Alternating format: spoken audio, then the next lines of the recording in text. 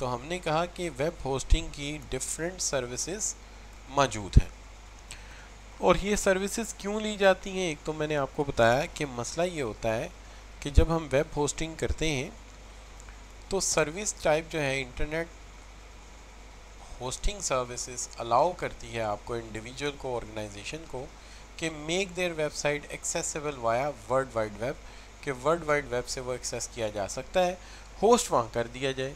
फ़ायदा क्या होगा, हमें खुद से स्टाफ भी नहीं रखना पड़ेगा, पावर सप्लाई का मसला भी नहीं आएगा और कॉस्ट भी हमारी कम आएगी और अवेलेबिलिटी भी ज़्यादा अच्छी रहेगी। लेकिन ये लोग कहते हैं कि जब भी वेब होस्टिंग करें कुछ चीज़ों को ख़ास ख्याल रखें। मिसाल के तौर पे सबसे पहला तो ये हम जानते हैं कि वेब होस्टिंग जब भी करेंगे आपको ये फ़ायदा होगा, a note that definition about that, कि आप पब्लिश कर देंगे उसको वेबसाइट को और वो एक्सेसिबल हो सकेगी वर्ल्ड वाइड। ये एक पेजेस का एक सेट है आपका जो आपकी फर्म को, आपकी ऑर्गेनाइजेशन को इंट्रोड्यूस करा रहा है या आपको इंट्रोड्यूस करा रहा है और इसका एक एड्रेस है या नेम है, इसको microsoft.com है।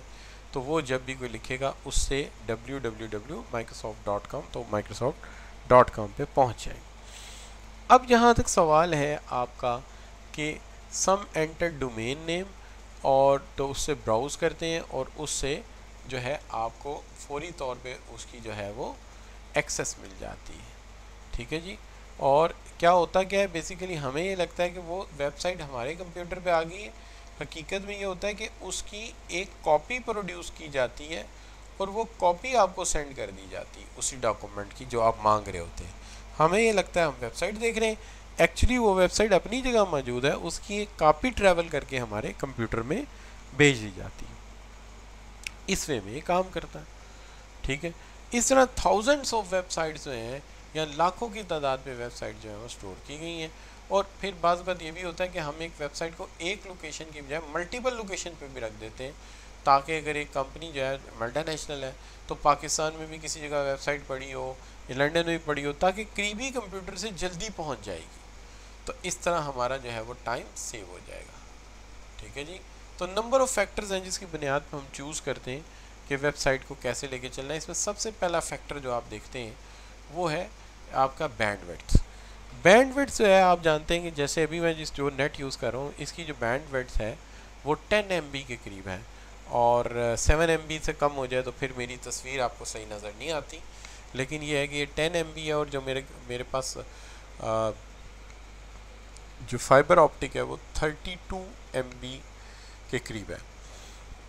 तो ये डिफरेंट स्पीड हो सकती है। अच्छा, जो वेबसाइट है उसके लिए भी बैंडविड्थ इंपॉर्टेंट होती है।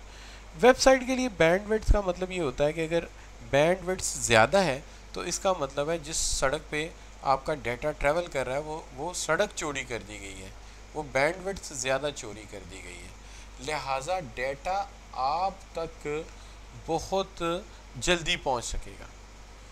तो अगर हम बैंडविड्थ डबल कर देते हैं तो मल्टीपल टाइम एक्सेस ज़्यादा हो जाएगी। ठीक है। तो ये ऐसे ही है जैसे ट्रैफिक का फ्लो 5 लेन सड़क पे ज़्यादा होगा बनिस्बत 2 लेन्स पे, तो ये जल्दी फ्लो होगा। तो लिहाजा एक तो चीज़ इसमें आ जाती है बैंडविड्थ।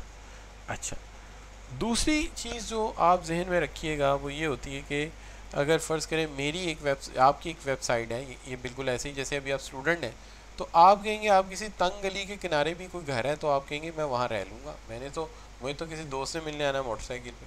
लेकिन कल को आप चार्टर्ड अकाउंटेंट बन जाएंगे तो आपको एक बड़ी सड़क के ऊपर घर चाहिए होगा।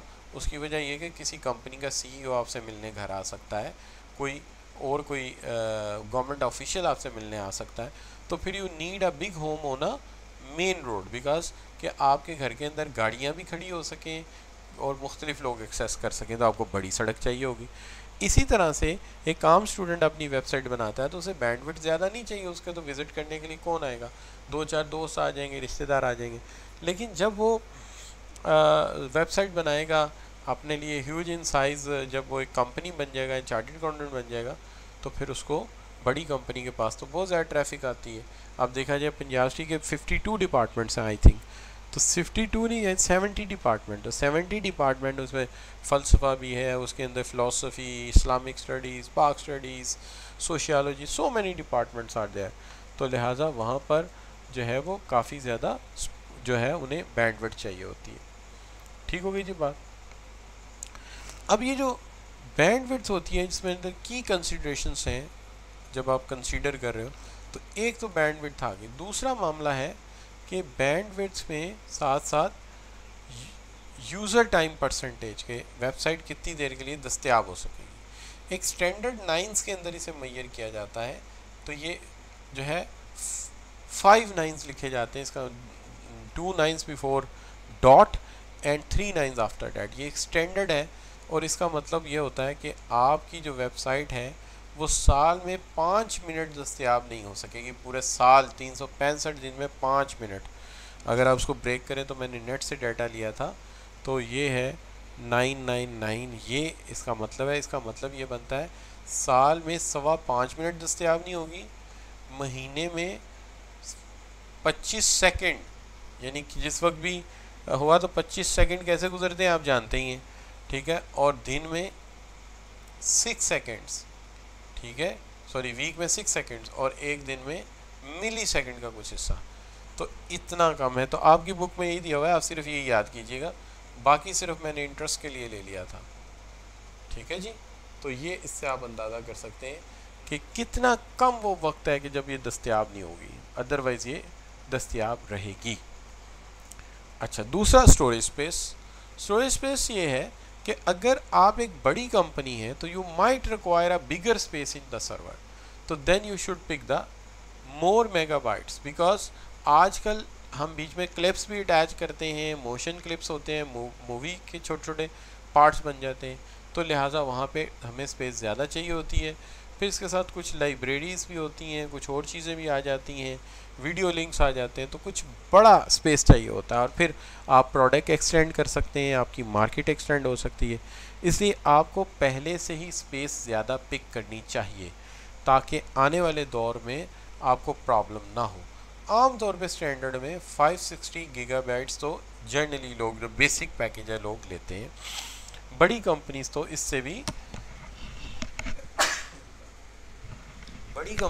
इससे भी ज़्यादा स्पेस मांगती हैं, ठीक है जी। लेकिन याद रहे कि अगर तो आप अपने सिर्फ प्रोडक्ट्स की नुमाइश कर रहे हैं, इसके ऊपर प्रोडक्ट्स को व्यू कर रहे हैं लोग, तो फिर तो ठीक है। लेकिन अगर आप इसके ऊपर सेल भी कर रहे हैं, यानी आप इसके ऊपर पेमेंट भी रिसीव कर रहे हैं, तो फिर इसे किसी बैंकिंग कंपनी से भी अटैच करना पड़ेगा। उसके लिए वेबसाइट के साथ एक चीज़ और अटैच हो जाएगी, जो सर्विसेज होंगी, जैसे पेपॉल या ईबे। वो क्या करेंगे, वो आपके बिहाफ पर कस्टमर से क्रेडिट कार्ड से पैसा वसूल करेंगे, ठीक है। उसके लिए शॉपिंग कार्ट सॉफ्टवेयर लगाना पड़ेगा, ई कॉमर्स टूल्स आ जाएंगे, और उसके साथ साथ डेटा बेस बिल्डर्स आ जाएंगे, और फिर उसके साथ साथ सिक्योरिटी लेयर भी चाहिए होगी, चूँकि इसके अंदर किसी का पर्सनल डाटा आ रहा है, उसका अकाउंट नंबर आ रहा है, तो स्नैचिंग का भी ख़तरा हो सकता है, लिहाजा इसके साथ ये फीचर भी अटैच करना पड़ेगा।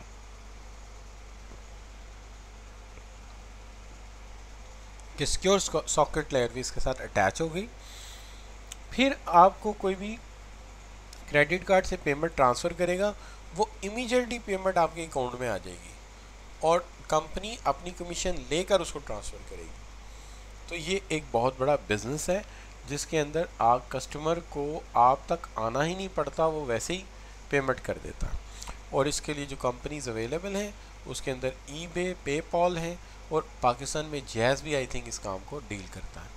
तो ये पूरी डेटाबेस, और इसके साथ साथ जो है वो सिक्योरिटी भी है, और उसके साथ साथ ये बैंकिंग सर्विसेज भी हैं। लेकिन अगर आपकी आम सी वेबसाइट है, अगर उसके ऊपर सिर्फ आपने शोकेस बनाना है, तो फिर कोई ज़रूरत नहीं है। लेकिन अगर आप चाहते हैं उसके थ्रू सेल भी की जाए, तो फिर ये सर्विसेज आपके लिए ज़रूरी हो जाएंगी। अब इसकी नंबर ऑफ़ डोमेन आप कितनी लेते हैं, ये भी बड़ी इंपॉर्टेंट बात है कि how many domain you demand. मिसाल के तौर पे अगर पंजाब यूनिवर्सिटी है, तो पंजाब यूनिवर्सिटी की आम डोमेन जो है वो pu.edu.pk है। लेकिन फ़िज़िक्स के लिए भी इसी पे जाओ, बिजनेस स्टडीज़ के लिए भी इसके ऊपर जाओ, तो वो ये करते हैं कि पीयू की एक डोमेन वो ये ले लेते हैं, फिर इसके साथ इसके 5-5 पेज की लहदा भी एड्रेस लगवा लेते हैं कि जी अगर आप फ़र्ज़ कीजिए pu.businessstudies.edu.pk, pu.physics.edu.pk, edu.pk। इस तरह हर डिपार्टमेंट का भी एड्रेस हो गया। यानी ऐसे ही है जैसे आपने एक प्लॉट लेके, फ़र्ज़ कीजिए आप 18 बहन भाई हैं, तो आप 18 बहन भाइयों ने एक प्लाट लेके छोटा सा अपना टाउन बना लिया, उसके अंदर 18 घर हैं। तो उस एक प्लाट का बाहर भी एक मेन एड्रेस है, लेकिन अंदर भी एक ए, एक बी, एक सी अलग-अलग एड्रेस लगे हुए हैं। तो जो लेटर आपको लिखे वो लिख सकता है कि लेट से ये 231 क्रीम ब्लॉक इलामा इकबाल टाउन है, तो वो साथ ए लगा देगा तो ए घर चला जाएगा, बी लगा देगा तो बी घर, सी घर लगा देगा तो सी घर। तो पोस्टमैन को पता है कि 231 इनका मेन नंबर है जो इन्होंने प्लॉट लिया 18 बहन भाइयों ने, और जो उसके आगे इनके अंदर घर है उनके नंबर अलग-अलग। सॉरी मैं आपके बहन भाई ज़्यादा काउंट कर गया समझाने के लिए, और मेरा कोई इसमें जज्बाती लिंक नहीं था। अच्छा, तो इस तरह गूगल ने भी लिया हुआ है कि google.us version, google.pk version, google.india version, google.uk version है। वेबसाइट एक ही, लेकिन इंडिया के पेज अलहदा कर दिए, पाकिस्तान के अलहदा कर दिए, यूके के अलहदा कर दिए, यूएसए के अलहदा कर दिए। तो एक ही वेबसाइट के डिफरेंट डोमेन ले लिए जाते हैं। अब जितने डोमेन ज़्यादा लेंगे उतना ख़र्चा ज़्यादा आएगा आपका, उतने एड्रेस के ज़्यादा खर्चे आएंगे। अब टेक्निकल सपोर्ट की भी ज़रूरत पड़ती है, चूँकि आप जानते हैं अटैक होते हैं, वायरसेस हिट करते रहते हैं, चीज़ें डिस्टर्ब होती रहती हैं, तो हमें टेक्निकल सपोर्ट की भी ज़रूरत पड़ती है। तो वो भी सर्विसेज में शामिल हो सकती है, वो भी हम साथ ही ले सकते हैं। ठीक है जी। तो टिपिकली इसकी कॉस्ट इंक्रीज़ हो जाती है, लेकिन बाज़ कंपनियां क्या करती हैं, वेबसाइट भी उसी पे होस्ट करती हैं, टेक्निकल सर्विस लेती हैं, साथ ईमेल सपोर्ट सर्विस भी ले लेती हैं। क्या आपने अक्सर देखा होगा, जैसे बाज़ लोगों का ईमेल एड्रेस है, मेरा ईमेल एड्रेस है bashir.cfe.edu, तो मतलब इस तरह से करके हो CFE की वेबसाइट के साथ हमने एक वो ईमेल एड्रेस भी लिया हुआ। तो ये भी एक चीज़ है। ठीक है जी। उसके बाद अब आ जाता है बैंडविड्थ। देखिए बैंडविड्थ का जो मामला है वो पहले डिस्कस हो चुका है कि जितनी विड्थ ज़्यादा होगी उतना ट्रैफिक ज़्यादा फ्लो करेगा, तेज़ी से फ्लो करेगा। ये बात क्लियर है। आगे चलते हैं। स्टोरेज स्पेस भी मांगी जाती है कि आपकी कंपनी की ग्रोथ मैटर करती है। जितनी आपकी कंपनी की ग्रोथ ज़्यादा है उतनी ज़्यादा स्टोरेज स्पेस आप उनसे डिमांड करेंगे। बड़ी कंपनीज अमूमी तौर पे स्टोरेज स्पेस जो है वो ज़्यादा मांगती हैं, चूँकि उन्हें पता होता है कि हमने एक्सटेंशन ऑफ प्रोडक्ट्स करनी है, तो फिर हमें मज़ीद ईमेल एड्रेसेस, डोमेन और उसके साथ साथ हमें जो है और भी ज़रूरत पड़ सकती है। अब आ जाते हैं आप टाइप्स ऑफ वेब होस्टिंग के। वेब होस्टिंग की टाइप्स कौन कौन सी। देखिए एक तो मुफ्ता प्रोग्राम होता है जिसके अंदर आप फ्री वेब होस्ट लॉन्च कर देते हैं, लेकिन ज़्यादातर लोग जो हैं इसके ऊपर नहीं जाते, फ्रीलांसर, चूँकि इसके अंदर ज़ीरो कास्ट तो आती है लेकिन एडवर्टीज़मेंट चलाए जाते हैं, मुख्तलिफ और काम किए जाते हैं। इस तरह कंपनी का इमेज अच्छा नहीं बनता। यह आमतौर पे फैमिली फ्रेंड्स, आम जो इंडिविजुअल हैं या जो पर्टिकुलरली IT लर्नर होते हैं वो इस तरह के काम करते हैं कि ज़ीरो कॉस्ट के ऊपर वेबसाइट बना के अपनी प्रैक्टिस कर लेते हैं। कंपनीज आम तौर पे स्टैंडर्ड वेब होस्टिंग की तरफ ही जाती हैं, और स्टैंडर्ड वेब होस्टिंग वो होती है जिसके अंदर आप एक बड़े सर्वर पे अपनी थोड़ी सी स्पेस ले लेते हैं। जैसे किसी बड़े होटल में 1 या 2 कमरे बुक करा लेते हैं जिसके अंदर वो आप अपनी वेबसाइट को रख लेते हैं। तो स्टैंडर्ड वेब होस्टिंग यही है। ठीक है। इसके साथ साथ ये ज़ाहिर है हाई स्पीड सर्वर आपको मिल जाता है, क्वालिटी अच्छी मिल जाती है, बजाय इसके कि आप अपने सर्वर पे रखें, आप वहाँ पे रख लेते हैं।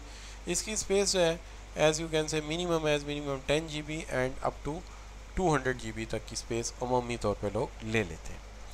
अब जहाँ तक सवाल है कि 3 चीज़ें वहाँ से पूछी जाती हैं। एक ये कि बैंडविड्थ आप क्या देंगे हमें, बैंडविड्थ चार्जेस भी लेंगे वो अलग से, उसके साथ साथ वो एडमिनिस्ट्रेटिव एक्सेस चार्जेस भी लेंगे। ठीक है। और उसके साथ साथ वो जो है आपसे operating system Unix and Linux वगैरह जिस पे भी चल रही है वो एक अलग इशू है, उसके अलग चार्जेस पड़ेंगे। लेकिन बाज़ लोग जो है वो होटल में एक कमरा बुक कराते हैं, तो बाज़ ऐसा भी तो करते हैं पूरा होटल ही बुक करा लेते हैं। क्यों जी, ऐसा होता है कि नहीं। बाज़ लोग ट्रेन में 2 सीटें बुक कराते हैं, बाज़ लोग पूरी ट्रेन का कैबिन ही बुक करा लेते हैं। तो ऐसा भी होता है कि आप एक डेडिकेटेड सर्वर ले लेते हैं कि पूरा सर्वर ही हमें दे दीजिए, उस सर्वर में पूरी मशीन हमारी होगी। उसका फ़ायदा ये है कि अगर किसी वेबसाइट पर कोई वायरस अटैक आया तो वो वायरस अटैक हमें तंग नहीं करेगा कम से कम। ठीक है जी, वो हमें तंग नहीं करेगा, ये एडवांटेज हो जाएगा। और हमारी वेब होस्ट सेफ़ भी रहेगी, एक्सेसिबल भी रहेगी, और हम जितना कंट्रोल चाहेंगे कर सकेंगे। और एक बात ये भी, जब हम ग्रोथ करेंगे तो हमारा जितना दिल चाहेगा हम एक्सटेंड करेंगे। तो ये है वेब होस्टिंग, जिसके अंदर डेडिकेटेड आप ले लेते हैं। लेकिन डेडिकेटेड के साथ एक और टर्म भी यूज़ होती है कभी कभी, जो इससे भी एडवांस कॉन्सेप्ट है, वो है कोलैकेशन। कोलैकेशन ये होती है जिसके अंदर आप सर्वर अपना खुद डेवलप करते हैं, यानी you made your server by your own. आप कंपनी से कहते हैं जी सर्वर भी आपका नहीं लेंगे, सर्वर भी हम लेके आएंगे, आप हमें स्पेस दें अपने ऑफिस में और उसकी मेंटेनेंस वगैरह के मुआहदा कर लें।